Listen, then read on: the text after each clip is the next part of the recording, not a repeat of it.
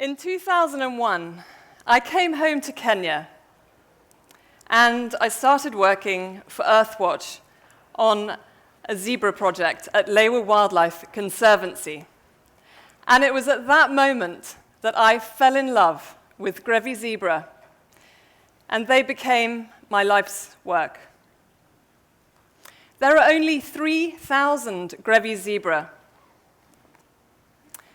today. Over 90% of those are in Kenya and Ethiopia. They are threatened by habitat loss, loss of their grasslands, restricted access to water, and in some areas, poaching for meat. The Grevy Zebra Trust is the only organization that is 100% dedicated to the conservation of Grevy zebra and its habitat. I like to call Grevy zebra the Clydesdale of the zebra world because they are the biggest zebra species in Africa. And you can see here, against the plain zebra, that they're taller. They have these very fine stripes, this soft white belly, a velvety brown muzzle, and of course, their most distinctive feature, their large round ears. And there are around 500,000 plain zebra in sub-Saharan Africa. And Grevy zebra and plain zebra overlap on the edge of their range. But Grevy zebra are uniquely adapted to survive in the drylands of northern Kenya. They can go up to 5 days without water. The males they establish territories containing the water and the grazing that the females need to breed and to raise their foals. These territories can be up to 2,000 acres in size, and they can hold the territories for many years. The most vulnerable demographic in the population is a Grevy zebra female and her foal. I want you for a moment to put yourself in their hooves. Imagine that you are a pregnant female and you carry your foal for 13 long months. You then give birth to that foal in a time that should be productive. The land should be having grass on it. But the rains are subnormal, and what little grass is there doesn't catch the rainfall. The rainfall runs off because there's so much bare soil, and it's lost to evaporation. You've got to make milk for your foal, and to make milk, you have to drink water at least every other day. But what happens is that the grass has now become depleted around those water sources. And so you're traveling sometimes up to 20 miles to reach water. Your foal's legs begin to weaken. Your own body condition is deteriorating. And you have to travel at night because people and livestock are occupying water throughout the day. That exposes you to a much higher risk of predation for you and your foal. These are huge challenges that Grevy zebra face in a very complex environment, and yet they are incredibly resilient. Their population, despite having 2 severe droughts, is still stable. And that's thanks in part to interventions that we have done, supplementary feeding during times of environmental stress, and also making sure that they have access to water throughout the dry season. But they cannot grow, the population cannot increase unless we grow grass.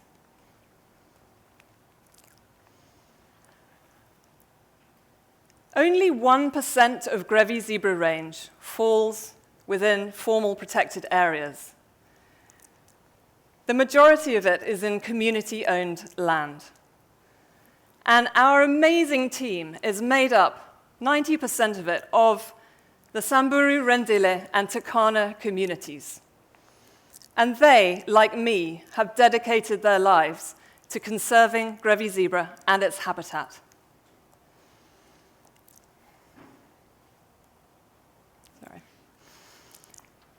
In 2003, when I was at Lewa, we got curious about what was happening outside of Grevy zebra in Lewa and in the greater part of their range.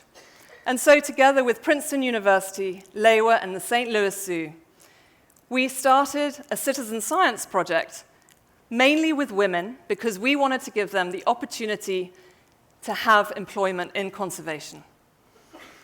And this was the first citizen science project of its kind in the landscape. And it's my honor today, as a woman, to talk about women's empowerment in the context of Grevy zebra conservation. In 2003, I had the privilege of meeting Ngeti Lempate, and she is one of my closest friends in Samburu. I was holding a community meeting, and I had explained the concept of the Scout program and said, that we were looking to recruit a woman for the role of Grevy Zebra Scout, and they selected her. She was a widow, and she was trying to raise her family with very little income. She only had livestock, and she had lost a lot of it to a recent drought. And she was really wondering how she was going to cope. The day that her community selected her as a Grevy Zebra Scout, her life completely changed.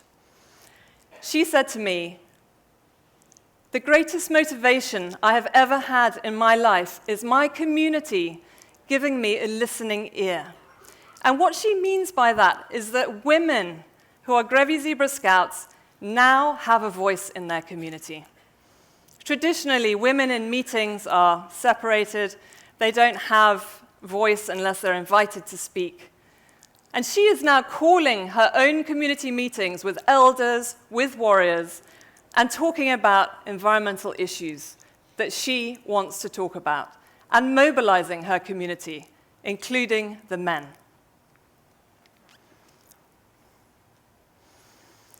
Ngeti is also a savior of Grevy zebra. She loves them.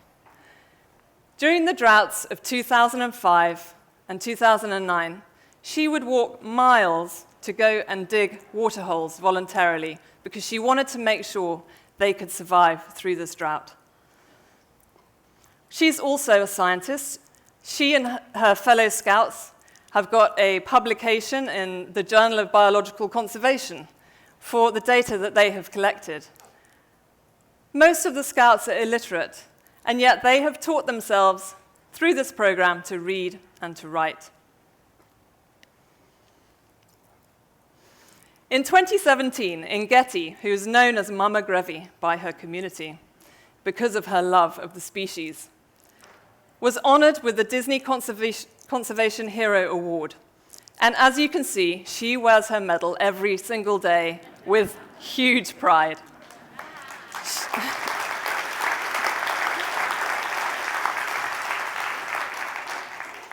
She was the only woman in Africa in 2017 to get the award. We did a study in 2015 to look into how a scout's income can affect their livelihood. And we found that more than half of the Grevy Zebra Scouts invest their income into alternative enterprises. So maybe selling tea leaves or sugar or tire shoes. And what's really interesting is that they've been able to not only increase their income by 57% on average, but they've also become sources of wealth. So they're able to loan their livestock to either direct family members or the extended community network that lives around their village.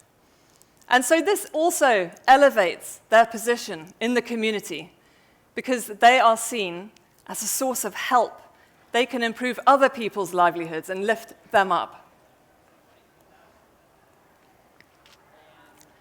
This might be an uncomfortable subject. I know in Samburu it was initially for some of the men in this room. Women in Samburu have never had access to hygienic options during their monthly cycle. They have to stay in their hut during their period. If they're out herding, they have to use leaves or dirty rags, and they get infections. And girls have to drop out of school for a week every month, and they get behind in their grades, and sometimes they have to repeat a year, or they drop out of school altogether because they can't keep up. And so we've been able to address this great need within the community by starting a reusable sanitary pad project, which is called the Inkiriten project. This is Sentiwan and Santarawa sewing in the workshop that's in our camp, and they can make, together with, there's 2 other women that work with them, 160 pads a month. Last year, we gave out pads to 385 girls.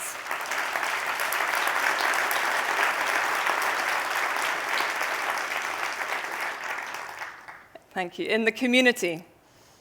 And because the pads are striped like the zebras, we're able to directly link that benefit and that relief that girls and women have back to the species.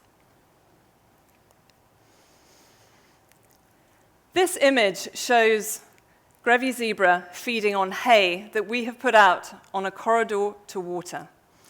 This is a supplementary feeding effort that is happening right now as I'm speaking. And it happened also in 2017. This is only 2 years later that we find ourselves feeding Grevy zebra again. And that's because there just isn't enough forage in the landscape to support them.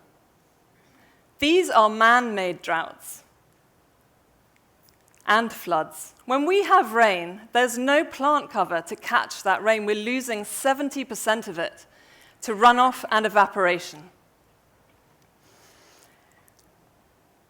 This situation is not sustainable, and we have to stop firefighting. And we're working with Westgate and Kalama Conservancies, which are community conservancies in Samburu, and the Northern Rangelands Trust to start restoring land.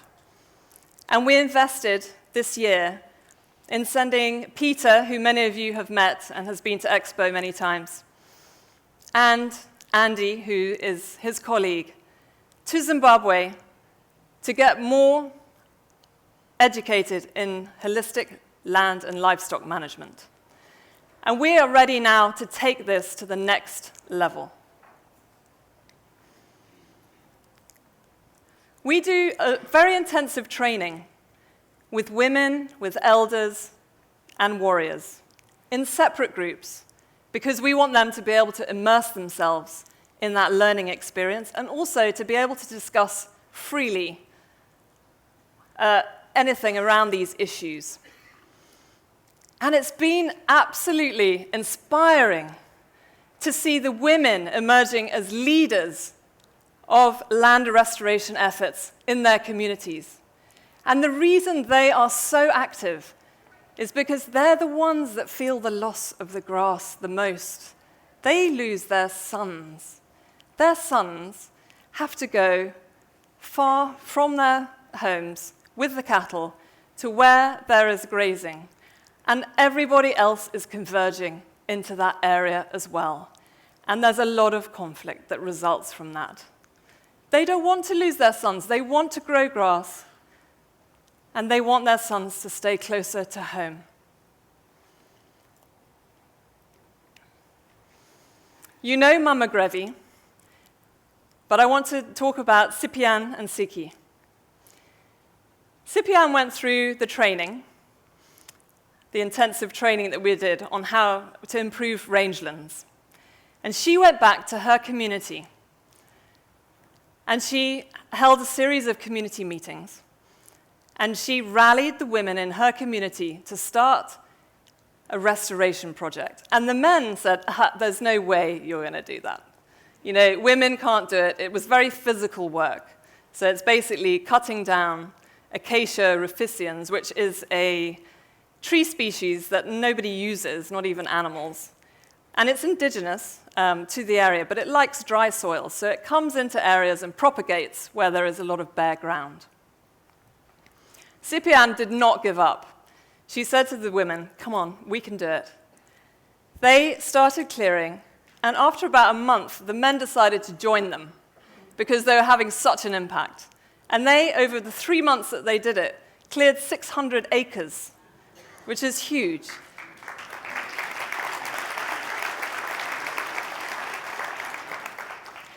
Siki is also an amazing leader within her community. And together, these 3 women are going to join our rangelands team to lead efforts in their villages to establish these restored sites and start expanding them and also protecting them in the long term.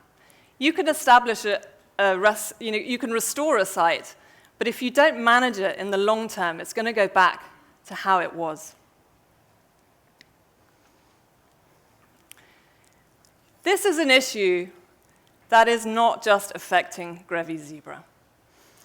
If there is no grass in the landscape, the prey species are going to disappear. And if the prey species disappear, then large carnivores have very limited choices in what they can feed on. And they're going to have to start feeding on livestock. And that brings them into conflict with humans.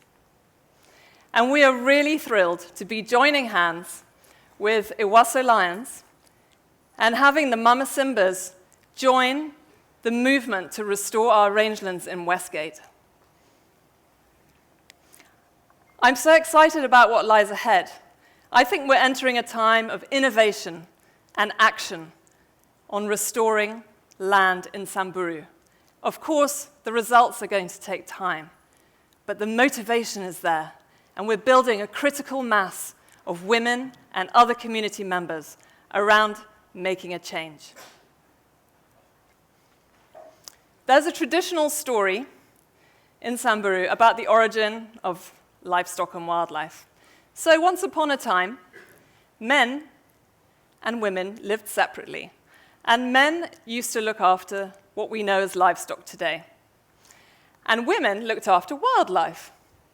And each group would go out and herd their animals every day and bring them back to their manyatta, which is their homestead, in the evening, and put the animals to bed.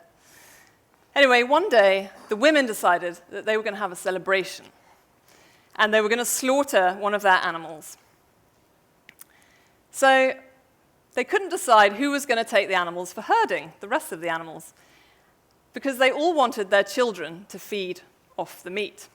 And so they thought, okay, let's let the animals out, and they can just roam freely, and then we'll have our celebration, and we'll go and collect them in the evening.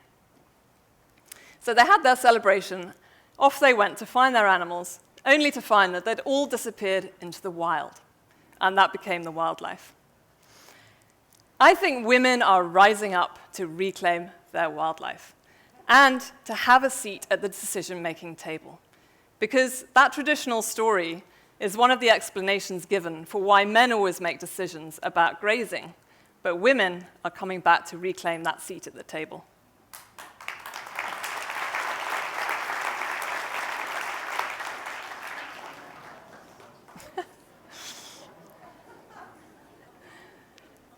Grevy zebra need you. They need grass and they need water, and that is totally possible with your support. We have a goal of raising $850,000 a year for the next 3 years, and we have secured a portion of that. And we would love you to help us reach the finish line. You can donate right now by going to wildnet.org/donate and select Grevy Zebra. Or you can come to our table downstairs today and give a donation by check or credit card. And by supporting the Grevy Zebra Trust, you're helping us to save one of Africa's most endangered large mammals and the grasslands that it depends on. And these grasslands are also supporting so many other species.